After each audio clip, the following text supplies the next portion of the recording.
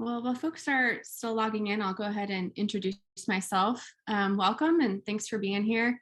My name is Sarah Dillon. I'm the Communications and Grants Program Manager at California ReLeaf.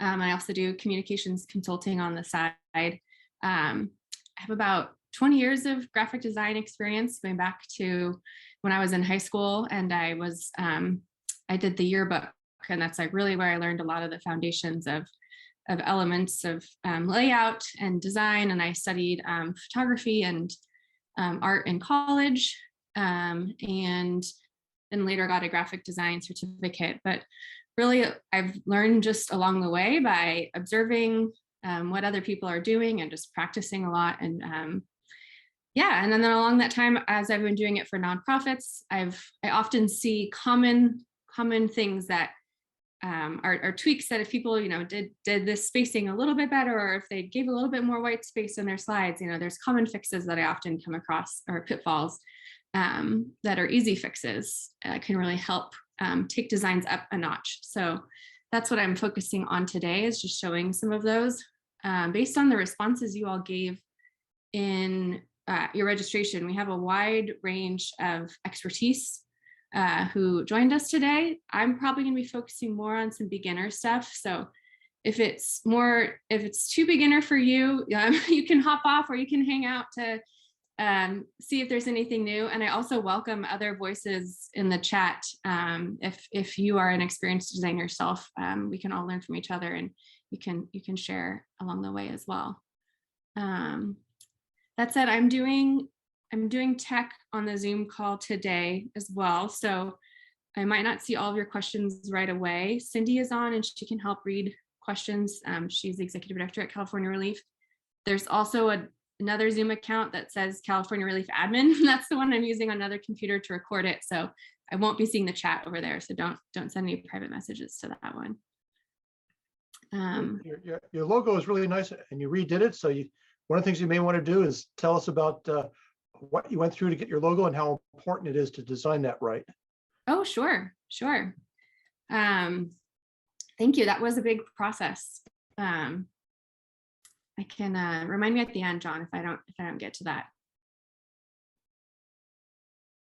All right, so I'm going to share. I made a presentation for today that I'm going to kind of edit with you as I go. So I'm focusing a lot of today on a flyer or presentations, layouts that have a lot of text and images. Some of this a lot of it's still transferable to social media, though I'll touch base on that at the end. Social media, you won't want to use as much text as what I'm showing in these examples. So I'm just going to open with some main principles of design. I have 4 themes here. One is hierarchy and balance. So these are just basic overarching things to look for as you're making a design. And we'll fix this slide after I explain these 4 things. So one is hierarchy and balance. So just as you're looking at a design, a flyer, something along those lines, as your eyes skim it, what do your eyes go to first? And is that what you want the reader to be looking at first? And that's like the hierarchy. If you think about it like an outline, you want the Roman numerals 1, 2, 3 to be the most obvious things on the page, and then the next level, or in design and in web designs too, it's like heading 1, heading 2, heading 3, body text. So you really want to make those clear and make sure that they reflect the relative importance of the different elements that you want them to be. And you can demonstrate hierarchy with a number of things. So one is the size of just if the text or an element, how big it is. The color, darker colors, your eyes will go to first. The weight, so like if it's really bold or if it's a really thin, narrow font. Spacing, just where things are in relation to each other. And then also our eyes read top to bottom, left to right. So things that are above other things will automatically have more of a hierarchy, and then things that are to the left. So if you indent things, that's going to communicate that they fall under the thing that they're indented from. And then I said hierarchy and balance because balance is also, you can use a lot of these same principles if something feels like it's overpowering the whole design, like, oh my gosh, that thing is really, my eye goes there, you know, something's too powerful, then you can use a lot of these same elements to scale it back. Like maybe you make it more transparent, or you make it smaller, or you can use the hierarchy principles and styling, yeah, to create a little bit more balance in your design. Spacing, if you don't have room to say it with negative space around it, you don't have room to say it. That's a common thing I see where, you know, I've put these bullets kind of all the way to the edge. Like if you have text going in, you know, and it's like squeezed in there, like you just don't have room for it. And then similarly, if it has to be tiny to fit, whether that's an image that's like you had to make it really small or really narrow, or really small sized font, then you don't have room for it. And then another thing to be aware of with spacing is that proximity, the things that are closer together are understood to be related. So you're going to want to, and I'll show you with this example, you'll want to have titles be closer to the text that they're related to than to other text. Contrast and cohesion. The saying a try and a miss, I learned in the context of interior design, but I think it fits really well with graphic design. And that is, you don't want to make it look like you tried to match it and you missed. So along those lines, like you wouldn't want two photos to be a similar size that it looks like they're almost the same size, but they're not. It's either like make them the same size or make them clearly different. Colors, if you have two shades of green, you don't want them to be so close that it looks like you were trying to make them the same shade and then you didn't get it. So make them the same color or distinctly different. And then, yeah, for typefaces and other things too. And then the last thing is alignment. Having things just line up on the page just creates peace and order. Like maybe your eye doesn't know why it looks messy, or someone won't notice that it's perfectly aligned specifically. They won't know that's why it looks good, but that's just one of those things that when there's alignment and there's through lines on the page, you know, that element at the top is also lined up with this element down below. It just creates a little bit of peace and order in the page. And Canva and InDesign have great tools to help with you check your alignment. So with those in mind, this slide doesn't look awesome. So some things I would change to this. First of all, the hierarchy is a little off. I want these subheaders to be where my eye goes to after the title, but because they're a lighter color and a lighter weight than my body text, they're kind of competing as far as which one stands out more. So I'm going to edit these. I'm going to select all of my body text here. I'm going to make them no longer bold. So that already has helped a little bit. These also aren't all the same size. These are size 30, this one size 28. I'm going to change that for two reasons. First of all, it's all body text, so there's no reason for this one to be smaller. And secondly, if there was a reason for it to be smaller, same thing with the try and the miss, it should be more obviously smaller, or it should be the same size, because it's so close, it kind of looks like it was a mistake. So I'm going to bring that one up to 30. And then I'm going to take these. Oh, look, these are also not all the same size. So I'm going to take all of these subheaders. I'm going to make them all the same size. And I'm going to make them a little bit darker so that they stand out. So we're going to go ahead and grab that color. And now it's looking a little bit better. The one final thing that we need to work on is spacing. So it's a little bit out of whack, and the alignment, right? And there's a lot of white space in the middle here, which just kind of looks trapped. So we want to move in the extra space, you want to move it to the outside. So we're going to bring these in a little bit. Oops, sorry. And I'm going to get to this on the next section, but we really want to avoid having single words on their own line. So I'm going to drag that out so that that one is one line, or I would bring it in. You can kind of play around with these so that there's more than one word on the line. I think when this is up here, the contrast and cohesion is is that title is a little bit too close to the, or it's the same distance as it is from this text and this text. And that's where the proximity comes in. We want them to be closer together so that that's clearly going with the thing below it. So I'm going to bring that up. So these are all kind of the same distance from their titles. And then here I'm going to use the alignment feature. I'm going to highlight both these things. I'm clicking and then dragging my mouse to click to connect both of those things. And we go here to position. And here you can see these align elements. The left line is what I want, and it's grayed out because it's actually already there. So that means that both the left sides of these things are on the same line. So because they're kind of how I want them to be relative to each other, I'm going to group them, which now means if I move one, I move them both. And that's going to be important for aligning it to other groups too. So we'll take both of these, we'll align them and group them. I'm going to align those and group those. Oops.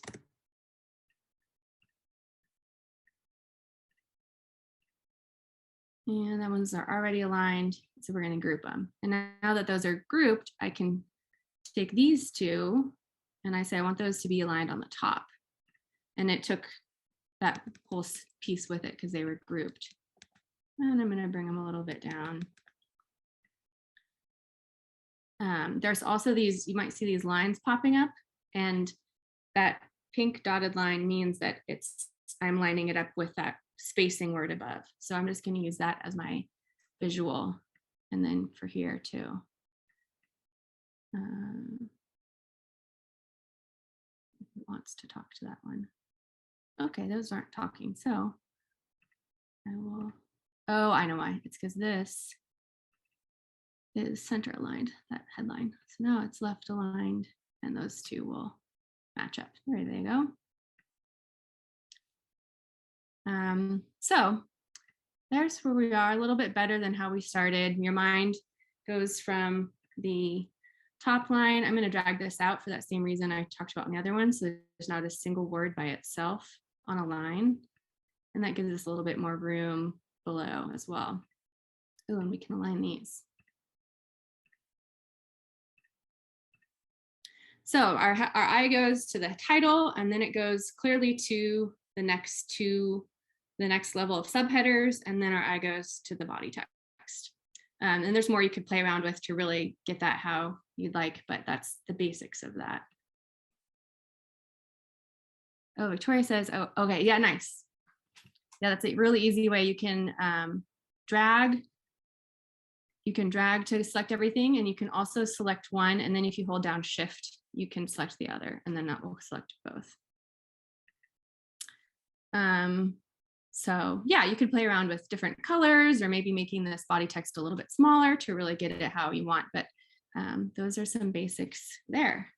Now we'll get into just a few more specific things to look for that I often see. One, do right by your logos. You'll see this in an example I'm going to show you later. A really common thing is when people have their logo and it has a white background, so it's like a white box with their logo in it, and then they put that on a colored section of the page. You know, they have a green box and it has the logos on it, and that just doesn't look awesome. So either do that. You have to be able to do that really carefully with putting your logo on a colored background. I'd say as a simple rule, just don't do that. If you have if a white background logo, just put it on a white background, and I'll show you some ways to work around that. Or if you have a single color logo, like when ReLeaf redid our logo, we have a version of it where the whole thing is just white, and then that looks good on a solid background, on a colored background.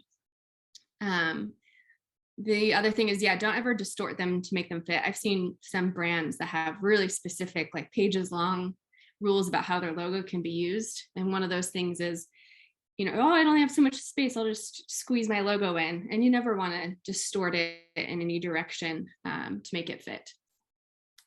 Another thing to look out for is limit to 2 or 3 typefaces per design.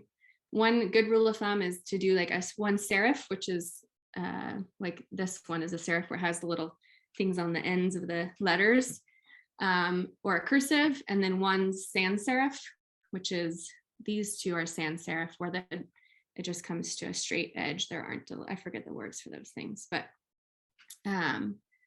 is a good default combo, because again, that helps avoid the try and a miss. If you do two serif typefaces and they're kind of similar looking, that might make it look busy because they look so similar that it's not clear which is which. And I often see a rule is to say to only use two. So I would say use a third only if clearly distinct and it has its own purpose in the hierarchy. Like you have a lot of headlines and subheadlines and body, and you really want to have those be 3 different fonts. Don't add it just for fun or to have it as like a different headline when the text is kind of the same relative importance. Another way to mix things up is to use variations of the same typeface. So you can, have a heading, be it in bold, and then you would have your next subheading be the same typeface but not bolded, and so that's creating a visual hierarchy without introducing a different font. I'm focusing in Canva today because that was the most common request, but I'll reference InDesign a little bit too. In that InDesign, there's a lot more options to do that. Often in InDesign, you have a font family and you have like 6 different weights you can choose from. So instead of just bold or not bold, it'll be like heavy, black, light, regular. There's a lot of different weights, and then often there's like a condensed version of a font as well. So that gives you a lot more room to play with using the same typeface. And then the same goes for colors too. Limit your design to 2 or 3 or 4 colors. If you're going for 3 or 4 or more, really do it carefully and make sure it's needed. And then there's variations. You can maybe use the same color, but a way to get distinction is if you wanted to I wanted to have another color box, is maybe I could use this same color and then I could make it transparent. And then there's a difference, but they still go together, and ultimately it is the same like color underneath. So those are a few things to watch for. Justified text, that is the style where, sorry, just catching up on some of the, serif better for text. John saying that, that some people do say that a serif is easier to read as body text. So justified text with intention, that's this style when it's justified to both the edges, and it creates, as you can see, a really funky spacing issues. So I would avoid it unless it really, really makes sense to use it. I've seen people use it on like a trifold brochure where they have it going, they wanted it to go down the column of the trifold brochure, which I understand they wanted to like line up with the edges, but I think in those cases, just doing it left or center looks just as good. I only use this justification if it's a really long amount of text and I'm putting it into multiple columns, and it's long enough and wide enough that the gapping in the middle doesn't get too crazy. Line breaks. This is what I was referencing earlier. Don't leave a single word hanging on its own line. And then also don't leave a single line hanging at the top or the bottom of a page. Those are called orphans and widows when they get left behind. I think most like Word and Google, whatever it's called, they like with text formatters, they often have settings now to avoid orphans and widows. So if you have one line, it's just going to automatically move it down to the next page if it got left behind. But then similarly, like this word possible, it's by itself. And then try to avoid ending on short words is like here, this word or, like a 1 to 3 letter words. If you can, it's good to not have them be at the end because they look a little bit lost. And so to avoid that, I just I'll play around with how wide this goes, and just see, okay, oh, I don't want, or like, how can I bring it in to help? Like, okay, that's pretty nice. Like now there's no, well, it's is kind of a short word, but that creates that. So I just kind of play around with that. For nonprofits that are just trying to get a flyer out, like it's not the end of the world if this isn't perfect, but it's just something to be aware of. And then along those lines, as you're playing around with it, this is called the rag, which is the right side of the page, which is how wide all of those lines go. And this is the ideal rag. You want the ends of the lines to kind of do this nice longer, shorter going down the page based on how long your words are. Sometimes it can get a little choppy like this one. And so that's just as you're playing around with the width of this and trying to avoid single words and small letters or short words, that's just something else to look out for, is like, can I find a good medium where I'm creating this nice zigzag going down the right side?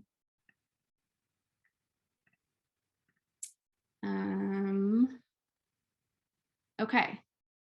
A few other small things when you're incorporating photos, really think of the photos as being part of the overall design and where am I directing the eyes of my reader. One thing, this isn't a hard rule because it really depends on how it all feels, but one thing to look out for is which way are the people in the photo facing. And generally it's nice to have them facing towards the inside because you're trying to like keep people's eyes toward the middle of the page. So for this one, this guy is facing to the out, this person's facing to the out. So again, it's not a super hard rule, but it's something to look at. Canva has this flip option. I'm just going to flip this guy horizontal and just look at it and see how it feels. Like, oh, I kind of like how he is now shoveling in towards the middle, which is pointing to my information. And it just kind of helps with cohesion on the page. I'm also going to flip this guy. And same goes for different graphic elements. If you have art or arrows or lines, you kind of want it to be pointing to other elements on the page. And alignment tools we've talked about, but again, just look out for them. I like to use them at the end, like once you're done moving everything around at the very end, like just check, use your alignment tools. Is everything lined up how I want it to be? And then rules of thirds is a really common one, especially in photography. You know, people often talk about have your horizon line not be at the middle, but have your horizon line towards the top or in the top third or the bottom third. And the same goes for the elements on a page. So this one right now, it's a little too close to half than I would like. So I'm going to fix a few things on this one. Also, you'll notice these photos, this is a little bit too much like try and a miss for me. The size of them and the shape of them is similar, but it's not matching. So they either need to match or they should be more clearly different. So I'm going to just mess around with this a little bit. We'll bring it into where we're working with the photos on the right third of the page. So right around here. Also, before I do, I have this white space gap in the middle where there's more white space here than there is on the edges. So I want to make sure that these photos breathe a little bit, but we're shifting the white space to the outside. So you can resize photos. If you double click on a photo in Canva, it'll show you the full photo. Like, so there's parts of this photo that have been cropped out of frame, and you can drag that around to make sure it's the part you want. This one is more horizontal, so I'm going to make this more of a vertical. And then you can see that pink line shows up to show me that they're lined up. I think over here it needs some help. There's my pink line. And then I'm going to select both of them and drag it down. And when you see those solid pink lines, that means that it's showing you the alignment in relation to the entire page. So those two put together are now centered vertically on the page. So solid lines are for the whole page, whereas dotted lines are showing you alignment to another element on the page. So I like that now those are centered on the page. There's more white space around the edge than there is in the middle. They're very clearly differently sized. It wasn't that I made a mistake when I was trying to make them the same. And both of their actions are kind of pointing me towards the middle of the page. And then similarly over here, I'm going to select, nope, my 3 headlines. And I'm going to line them up on the left. Hey, Sarah, it's me, Yeah. Cindy. One Hi. question, you know, you said to mention questions in the chat box. Yeah. One in particular that John's got is about outlining photos and whether or not you put a line around it and what width is it and what color is it? That is a great question. Just before we started, I was listing pros and cons of Canva versus InDesign. And I was going to say, Canva, you can't do outlines. And I thought I should probably fact check myself on that. I don't know how to do them. So I looked up a video and there actually is a way to do outlines of photos on Canva. And that is, we'll be doing it. I'm doing it for the first time right now. Edit. And then you have to go down here to frames. See, there's these different elements of Canva that they're trying to make it simple, and therefore they don't have all the features unless you add them on. So there is more to Canva than meets the eye. It's either frames or shadows. So I'm going to enable both of those. And then there's going to be this glow. Oh, here we go. Okay. I don't want it to blur. I don't want it transparent. So I'm going to make it 100% transparency so it's solid. No blur, because I don't want it to really be glowy. I just want it to be a solid line. And then increase the size. And now you can see it showing up over there. And we can make it a different color to contrast. So if we go back, there we go. Now we have that line around it. Thanks for encouraging me to practice my new thing that I learned. And for some reason that affected the alignment, but yeah. So do you just, this is Cindy again, just put a line in a thickness that you kind of decide you like and how heavy it is compared to other elements, or how do you decide how thick it is? Yeah, I'd say it just depends on the situation. You want it thick enough that you notice it. But yeah, you wouldn't want it to be overpowering to the other elements. So I don't have any specific tricks on that one. So yeah, it would really just be balanced with the rest of the page. Okay, and then the last question, which is kind of related, but John had it earlier, was how to use the color wheel to link colors on the palette. I'm not really sure. And can you do that in Canva, which is sometimes simplified, would be the other question. Yeah. So when you select something that's colored, the colored box will show up. This is showing me all the colors that I have already in my document. One cool thing is it also makes suggested colors that it's pulling out of the photos so that you can have it there be some cohesion in the photos. Oh, I don't know what's happening. I'm not really sure as far as, I haven't done that in Canva, looking at like a color palette. Just like generally the way these colors show up is the most saturated colors up in this corner, then here that goes like how black it is this way, and then to white.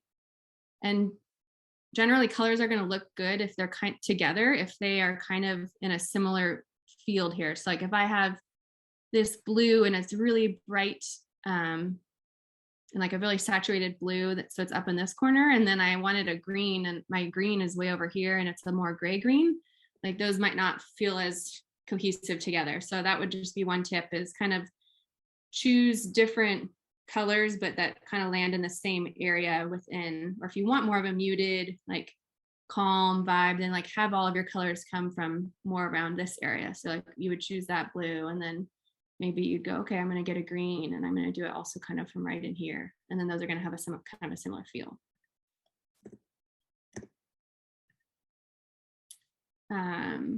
Okay. So the last tip I have is keep it simple. These are 2 quotes from Coco Chanel about fashion, but again, I think they apply well to graphic design, where she says, before leaving the house, remove 1 accessory. I think if you're doing a lot on your page and you have a border and you have different colors and different fonts, it's like before finishing, maybe look at it and go, can I remove 1 element of this? Can I take out 1 font? Maybe I don't need that border around the outside. Like, what does it look like without that? And just see how it feels. And often it might not be any loss. And then along those lines, better to be underdressed than overdressed. I think with design, and especially if you're new, it's better for it to be a little bit more simple than to have it be overpowering, or, you know, to have bring in a lot of elements that you can't quite get to work together. If you're more, as you get more experienced, then you might figure out ways to bring in more elements and do it cohesively. But that is that. So I'm going to pause now, and I was going to do an example, and I can also answer any questions. I'm going to get into some tips for overall for just being in nonprofit graphic design, and also Canva versus InDesign. But if there's any questions about what I've answered so far. This is Cindy again. John had another question about a background being non-white and how much contrast is needed. I think it just depends on how you want it to feel. Yeah, this was actually just a template I pulled out of Canva that had this kind of not quite white background with this green. If you want it to be really bold and bright and energetic, then you do want like a lot of contrast between the colors and everything that's on there. And if you want it to be a little bit more subdued, then it's okay for them to be a little closer to each other, again, without being too close. So this is a flyer that I made for California ReLeaf, and then I made it look worse to show you some of the things that we've been talking about. So the first thing for me that I'll point out, a few things. Here's what I was talking about the white logos on the colored box. It just doesn't look great. And so I'm gonna get rid of that. The text is also really far to the edges. There's not a lot of white space. There's a lot of text in general on this, which, you know, you want to limit how much text you do. For this, it was for advocacy. It's you know, we had a lot of information we needed to share, and we're trying to get it on one page, but as much as possible, you know, you want to not squeeze too much in. If I look at my colors, so I'm going to click on this title, and then I'm going to look, and here's my document colors. You can see I have 3 shades of group blue and 3 shades of green. So these greens are too close. They're not needed. So I'm going to make all my greens the same color. And then I'm just going to kind of simplify a little bit. So first, let's see. Oh, and also the hierarchy of text. One sec. Move my Zoom controls. The titles are a really thin font. And so it's kind of the same as that slide before. Your eye doesn't quite go to them right away. And it's also really squished in there. So we're gonna fix that. One thing I'm gonna do first is I'm gonna bring the spacing together. This is the spacing between the lines of text. And then this, I can show you in a sec, that's between the letters, obviously, letters and line spacing. So I'm going to bring this in to give me more room to then spread out each of the bullets. I know this is how Cindy really likes her bullets. I'm going to just put a blank line. In InDesign, you can control, like you can add this when you're styling text. You can say like after, or, you know, before each top bullet, give me this much of a gap, which is a really nice feature. Here, we don't have that, so I'm just going to make them single lines and just are adding a blank line so that they kind of stand out from one another. Oops. I'm also going to bring that in a little bit and then center this on the page. I'm looking for my solid pink line. There it is. Oh, there it is. So now that's centered on the page.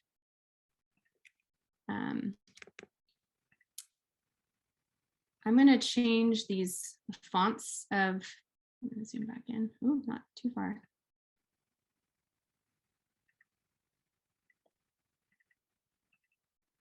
I'm going to change these fonts to something that's a little bit more bold. I'm just going to do a few of these edits and then I'll show you the end product. That font was a lot just bigger in general, so I'm going to bring these back down.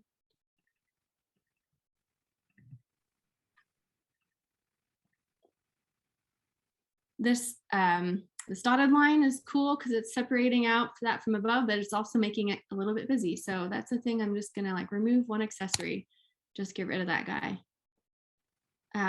One tip I learned just from looking at graphics that other people were doing is breaking up a page, and lines help to break up pages. And another way is to have a really really transparent colored box behind different elements, and you can make it really light. So I'm going to move this, instead of having that down there, I'm going to move it behind our bullets here to help distinguish them from what's above and below.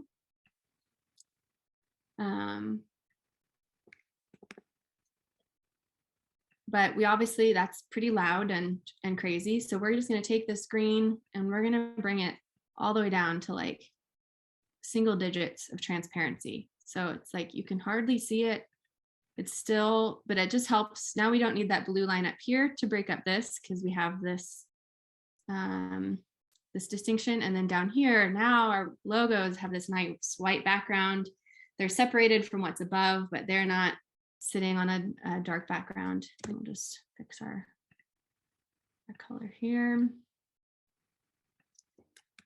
I won't keep you guys, this obviously needs help with spacing and everything, but I won't make you sit through all of that. We also had our issue where we have too many shades of green. So I'm going to choose, I like this one. So then what's my line is the same. And then how about my title? That's that diff green. I actually am going to go with this darker blue just to really have a dark, strong color as the leading, your eyes go to it first. Here we have two different typefaces. So just to simplify my text, I'm going to make these be the same. But the one being title caps and one being all caps helps distinguish them. And then we have the two different shades of blue that are different enough that it looks intentional. So we're still getting a little variation with it still being the same typeface. When you do all caps, I generally like those to be sans serif fonts. I won't make a hard rule about it because maybe people have done it well with a serif font, but I think those are just great, really nice, clean lines to have that be a sans serif. And then one thing that's fun sometimes when you have an all caps, kind of like a sub headline like that, is to space out the letters a little bit. Like you can just help let it breathe a little bit more there. And again, just distinguish it a little bit. And then the last thing is there's no graphics on this. We don't really have room for graphics. But one thing that just might make it a little interesting is to bring in elements. So Canva over here, there's elements, which is basically like clip art. But they have tons of stuff. And then also photos. There's lots of free photos you can search through that are all there. Looks like there's some Valentine's Day stuff that's at the top. So there's a lot here to explore in Canva. I won't get into all of it, but I want like a little arrow. I would search through here. I don't remember what I originally searched for when I found what I want to use. So I'm going to find it in my recently used. I'm going to pull in this guy, and I'm basically just going to make it really small and use it in place of the outermost bullets on these big asks. These are budget asks that we were making in advocacy. And I'm going to make it the same color as something that's already on the page. So that's just a little detail to add interest without making it overwhelming, and change it from just being like a default bullet list. So I think we're going to pretend like it's putting a cake in the oven on a cooking show, and then take the cake out of the oven. Here's my final result. We have those bullets, we have our logos cleaned up, we have our green box, we have, let's check on our colors. We have 2 shades of blue, 1 green, 1 red. We haven't gotten too crazy. And our eye goes to the main title, and then these big asks, which is what, you know, we wanted people to see first. So Cindy, was there a question? Yeah, there was, and that's really cool. I was gonna, the question came from Victoria Vasquez. How can we discuss how to create shareable links in a document that is shared on social media? Yes. So if you're going to put this somewhere that you wanted to share it, let's say we say we wanted this to link to something. I'm going to highlight the text that I want to link out, and then in my options, there's this hyperlink button. So I'm going to click that, and then say I wanted it to go to California ReLeaf's website. I did that, I hit enter, and you can see a little underline showed up on it, which is that's now a live link.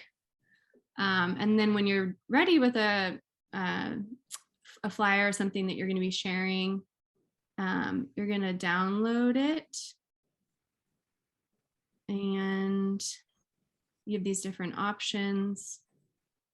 Oh, I think I'm thinking of InDesign. And in InDesign, there's a box you have to check to make sure that the hyperlinks stay hyperlinks. But here, I think it will just PDFs or JPEGs and PNGs. I don't think that those can have live links in them. So you would want to make it be a PDF and download it.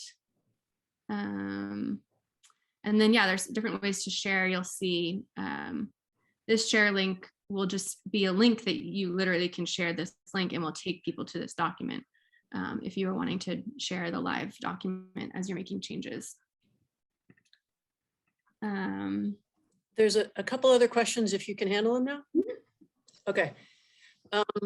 One of the questions was about discussing digital product versus paper product for font selection, right? If it's going to be something online versus something you print off and stick on a wall. And then the other question was, what web publisher do you like best? I'm not web publisher as in like, what are you thinking? I think John, correct me if I'm wrong, but it says Canva looks more useful than Microsoft PowerPoint. Ah, yes. I do prefer Canva to PowerPoint, Microsoft Publisher. I used to use, before Canva existed, I used to use Google Drawings, where they kind of have like a layout thing, but Canva definitely has like the most options as far as you know, different elements you want to bring in. The templates, I'll get into that in a second. You know, there's templates for all different things. So I really recommend Canva, and they keep improving it and adding more features. Okay, go ahead. It sounds like I might have misunderstood, because then John said Weebly, Squarespace, others, and I've never even heard of Weebly. But yeah, so for like web design, is that what you're? I've used Squarespace for web design. I haven't used Weebly or any of those for any sort of like graphic design or anything along those lines. I've used Squarespace to create a website. There's definitely pros and cons. Like, it's kind of like Canva is to InDesign as Squarespace is to WordPress. Like, but Squarespace and InDesign and Canva like have simplified features. They're trying to make it easy and accessible, but that comes at the cost that there's not quite as much like functionality or like customization that if you're an expert that you might miss, or you might be wanting that. So I think I was going to go over the Canva toolbar up here just to familiarize you with it, but I think we kind of used a lot of it already in just making some edits. Another good tool to know is the lock. So say I'm feeling really good about that green box and I don't want it to move as I'm dragging and pulling around other elements on my page. One thing that can help you out is just to lock it.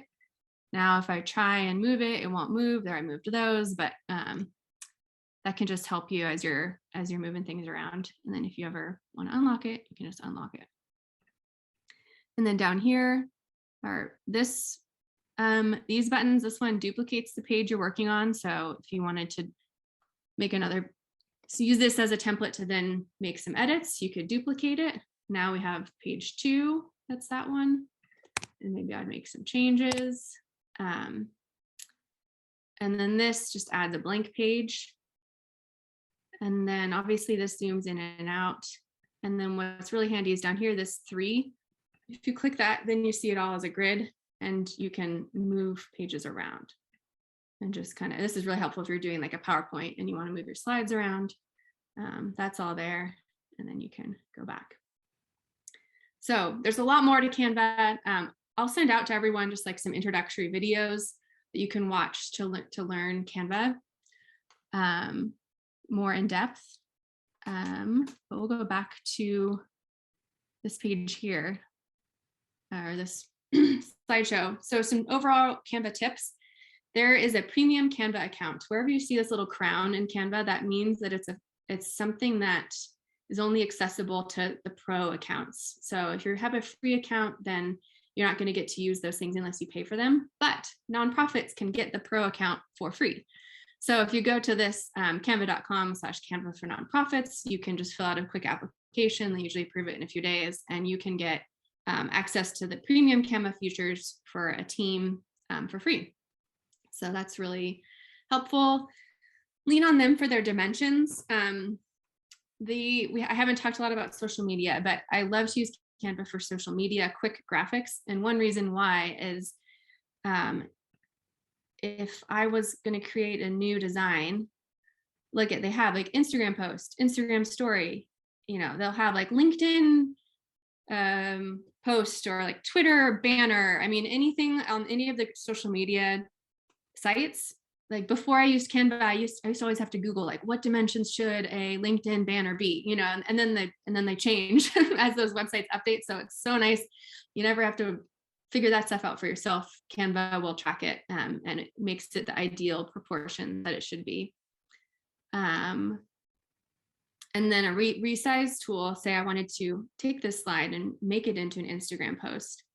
I can resize it, and then down here, there's options. Okay, I'm going to make it a Facebook post. Copy and resize means it's going to make a new version at that size. Resize means it's going to change the one I'm working on. So if I hit copy and resize, oh, it had an error. Okay, well, normally that would create it like an Instagram post is going to be a square. So it would take my whole design and make it into a square. Use their templates. Don't, if you're like struggling with where to start, it's so helpful to go to their templates.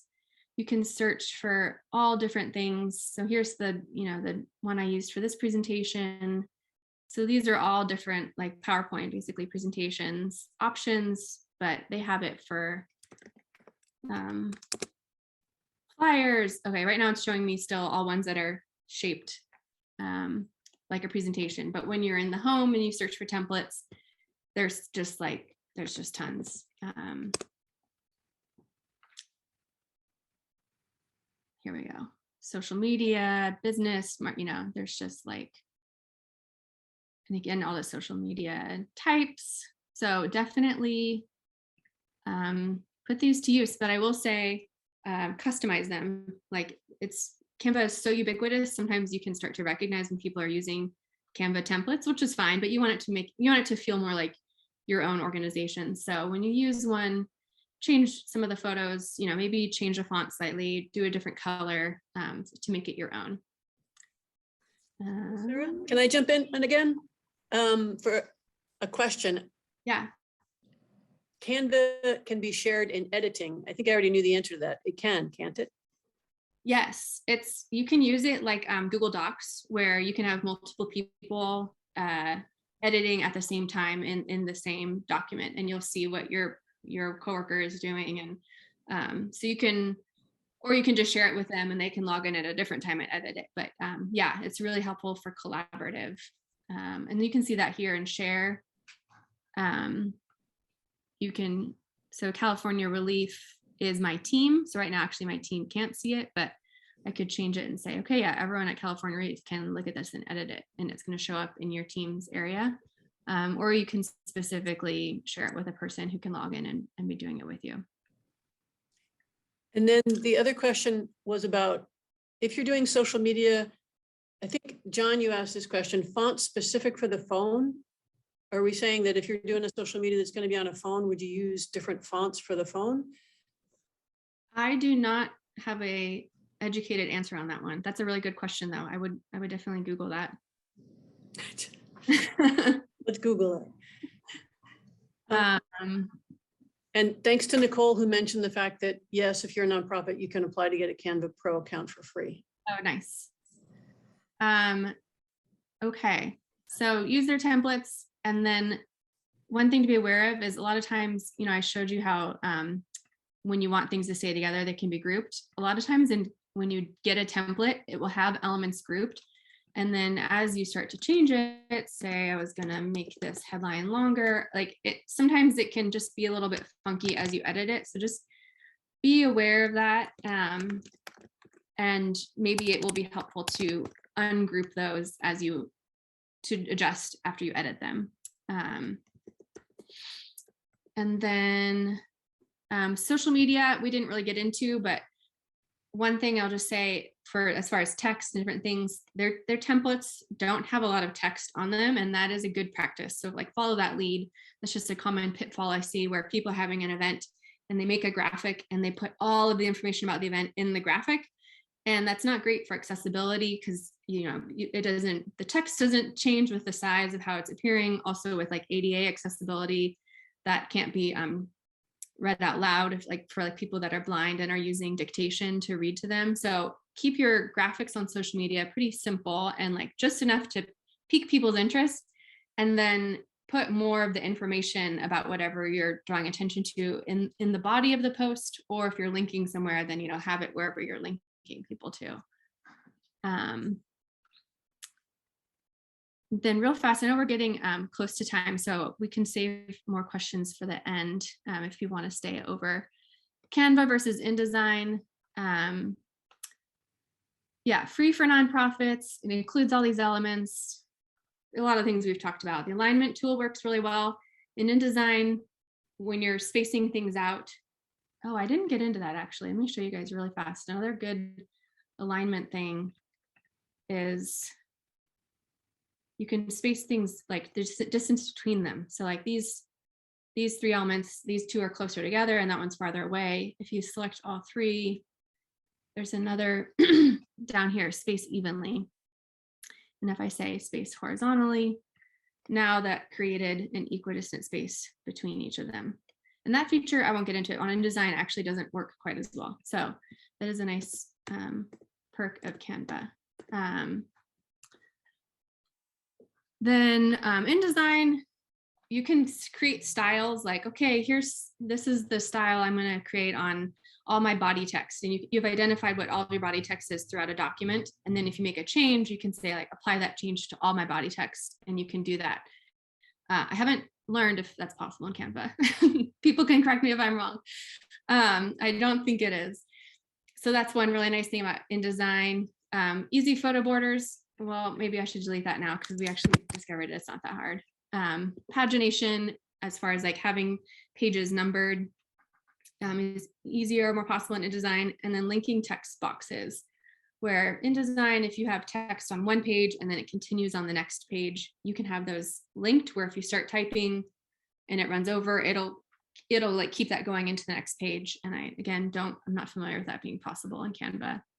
So because of that, I tend to prefer Canva for social media graphics, like quick one-page flyers, anything that just to be simple, easy, anything that I don't want a lot of graphic elements to pull in, but I still go to InDesign for larger like annual reports or like multi-page documents where I'm going to want some of these features that are really useful for that. And then last slide, just in general for nonprofit marketing. If you're starting off, or you're looking to get better, R&D, instead of research and develop, rip off and duplicate. If you see something you like try making it yourself. I at one point just made peace with myself of like, I'm working at a nonprofit. I'm not trying to set trends in graphic design. Like I just want to meet the trends. I don't want to make them. So I'm not going to worry about like putting all my energy into something, create something that's like totally new. So I just love to look at what other people are doing and be inspired by that, and save a lot of that creative energy. Along those lines, keep a folder of inspiration. I have, like when I get reports from people that I like, came from my co-op, and I really liked how they did this outline text, and I ended up using that in Trees for the 21st Century. So whenever there's like, this was like an interesting infographic that I kept just as inspiration. So when I receive stuff from like other organizations, paper stuff, I have a file, and then also on my computer for digital stuff, I have a file. Same for like for email newsletters. If you're doing those, whenever I receive one, I'm like, wow, that's a really nice like email, like MailChimp newsletter. I like stick it into a folder in my email so I can look back at it later and try and replicate some of what I've seen. Recycle your own work. I used to feel like, oh, I'm going to do another annual report. What's it going to look like this year? Like it should be new and different. And actually, like, it's okay for it to look similar to years past, or, for your social media graphics to be similar to what you've already done. Like that's branding, like it's good to have your stuff feel similar and look cohesive. So like, don't feel like you have to reinvent the wheel or like do something new and exciting every time. And then one small thing, work with a mouse. You're on your laptop and you're having a touchpad. It's not as easy as if you can get a remote mouse and work with that on your laptop. It just makes a lot of the design easier and moving things around a little bit simpler. So that hour went fast. I'm happy to stay longer if you have more questions, and I can show you a few more things as well. But if you have to hop off, thanks for being here. We'll keep recording, so we'll have to watch the rest later. Cool. You talked about having questions afterwards, Sarah? Yeah. And John brought up the question of, I think we talked about it at the beginning, the importance of logo design. Oh, yeah. So I am not as great at creating graphics from scratch, like logos. So we outsourced the logo, but I worked with the graphic designer that we used. And when we were doing the ReLeaf logo, for folks who aren't familiar with it, down here, we talked a lot about different elements of it. It used to be the LEAF was all capitalized, which was part of the impetus for the change, because we don't write it that way when we're writing it, but it was that way in our logo. So we wanted to change that. We kind of worked with having the R and the F a little bit high, and then we made the L fit so that the California could like nestle under. I think at one point I said, well, why don't we make the whole thing all uppercase? Like I've seen organizations, like actually in my own reports here is the Sonoma Land Trust. And I'm like, they have their whole logo uppercase, and that looks nice. And it was actually Amelia who pointed out that for us, that would look really harsh because the E, the L, the A, they're all like really hard lines that like, whereas Sonoma has these nice circles and like softer letters. So that was part of like why we decided to do lowercase, because it softened it a little bit. We worked with really making the oak leaf look like an oak leaf, with having Amelia as an arborist on our team. She and I went back and forth a long time with making it abstract enough that it was simple, but not too simple. Like we still wanted it to feel like an oak. So those are some things that we considered. But yeah, we we outsourced to making that an Illustrator to someone else. Any other questions? I can open up. Is there anyone else who is on the call that has more advanced experience? Is there any tips and tricks that you want to share, or that some common things that you see that drive you crazy? Just going back to your logo, we really liked your logo and its design, and how you placed it, both the curves, and also you used a serif font with ReLeaf and the sizing of the letters, and even modified the type of font so that the lines and the E's and the A's are flowing and showing difference. So it's more illustrative of branches of a tree if you have that style of roundness and shape. So we sort of did the same thing with our logo. To create more of that, the shapeliness, to give it more of a branch-like effect. And we did the same thing with the capital L, making that stand out, so that because ReLeaf is also commonly used in the marijuana industry, as all sorts of logos from marijuana businesses use ReLeaf in their name. And ReLeaf or ReLeaf, either in those cases. So we need to really strongly differentiate. And so the L is extremely important. The shape where the R, the L, and the F, their underlines, you notice are slightly are similar in their angles, which reflects. And then the California is using that font up there, all capital letters, but fitting in there is really nice. And the color of California and the acorn are the same. And you're using that green on your leaf as maybe not the perfect green for a real leaf, but it's a green that really works well in fonts, and you're using that same green throughout all your stuff. So we also discovered that using the same design and colors in your business cards, and your posters, and in your website, and all your information, that your three main colors and values that you use, and even the values of how white or how dark, how off yellow, you have to have that's why I said the color palette earlier. If you have a color palette up like it when you do in Microsoft, there's a color palette come up, and the size of the rings. Also, you can pick three colors that have similar value, as well as opposite color wheel chroma, so they're balanced. And then your selection here, what I liked about this particular program you showed, the Canva, it had lots of colors, and it picked colors of selection, so it automatically selected your main color and picked colors on a color wheel that would match by color, value, and hue, that would balance things out. So I really like what you presented, and Canva I really like so far. Anyway, those are my quick comments from Cool. Thank you.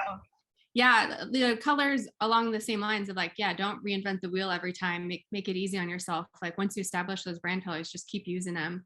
And in Canva, there is a way to create, here I have this brand kit, where once you set that up, that's like your organizational colors, and then everyone who's on your team will all see that as your organizational colors. That just helps create that consistency. Victoria, what do you have to say? Hi.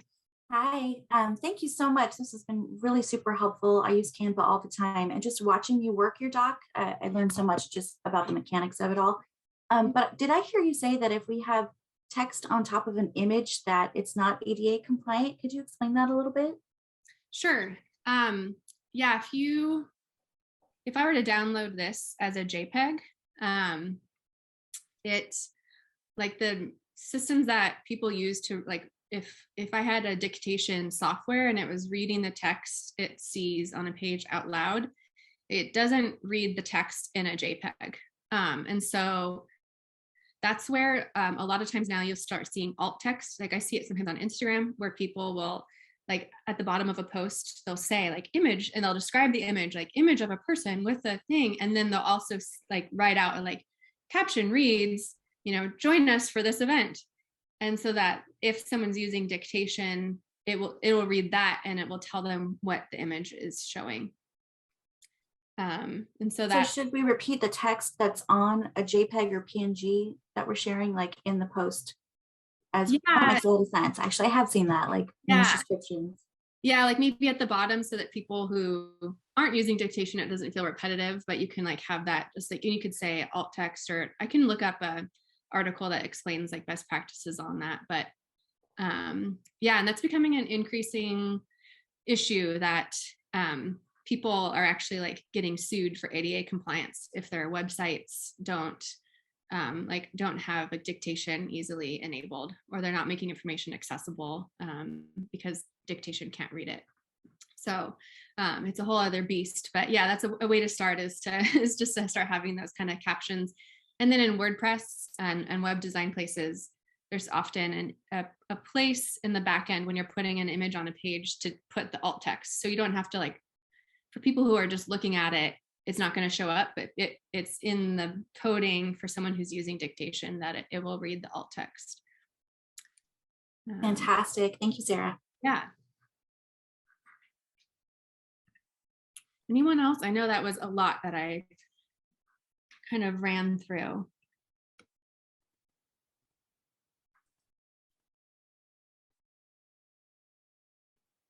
I'll just say, for my part, it was really helpful too, because I've seen what you've done and how well it works.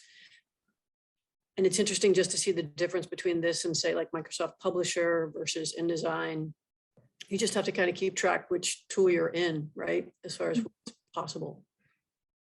But yeah, the graphic and making it small and making it a bullet is a really great tip. It would never have occurred to me to do that.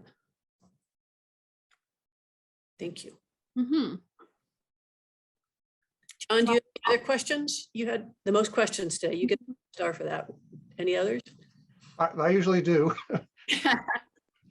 But yeah, so the questions I was running through, dealing with a lot of the font, and this is where I may disagree a little bit in where to use which types of fonts and how to use them.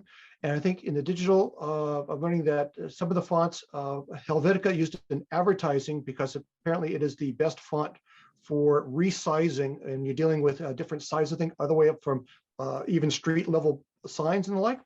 So Helvetica, and there was a movie about it that I saw like 20 or 30 years ago. There was a movie called Helvetica that explains why Helvetica became the #1 font for all advertising.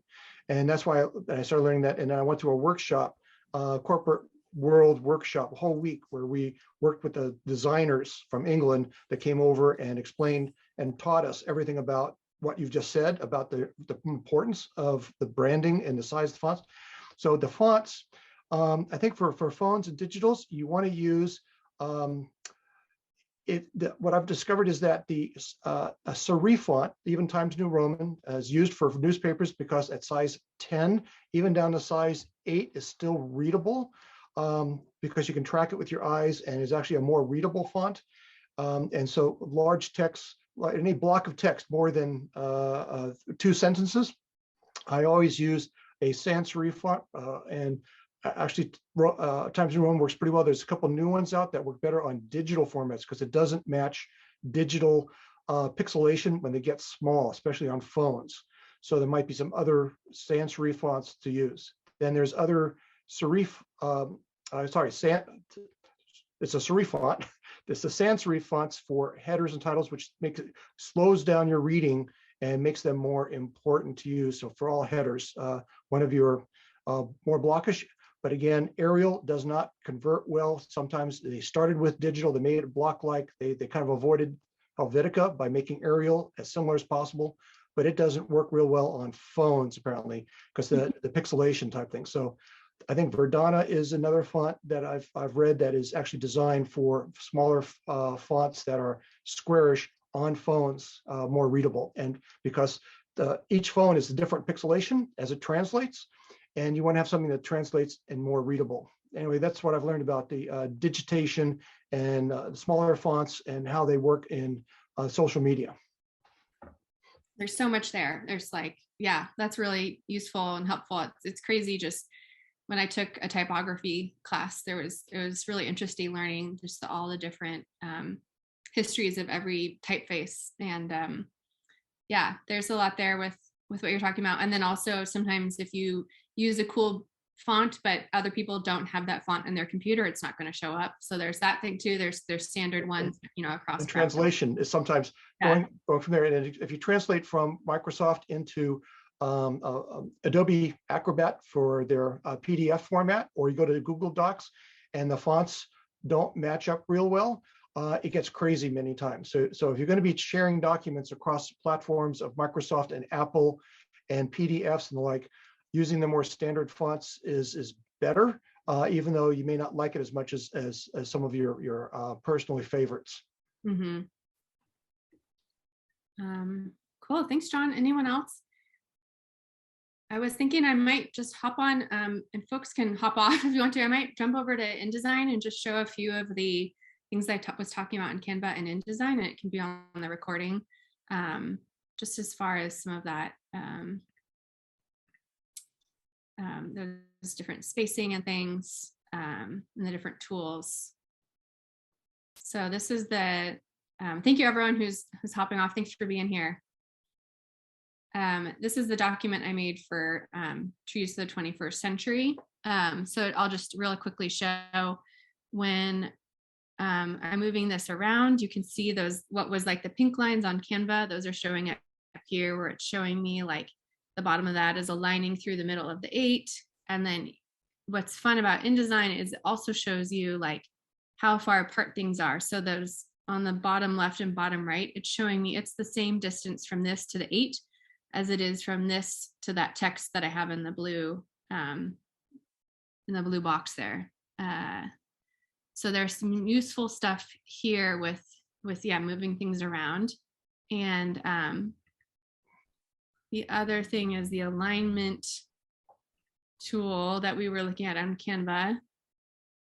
Like if I wanted to make sure that this box and this text were aligned, here you can see that's that same thing we saw in Canva, where if I'm going to line their left edges, or I could center them. So those are where those show up.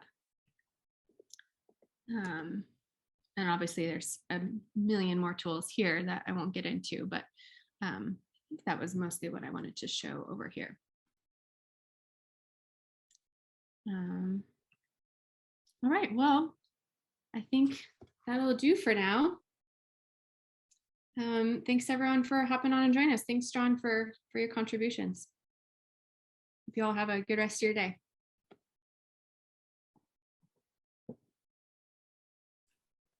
Bye-bye. Thank you. Thanks.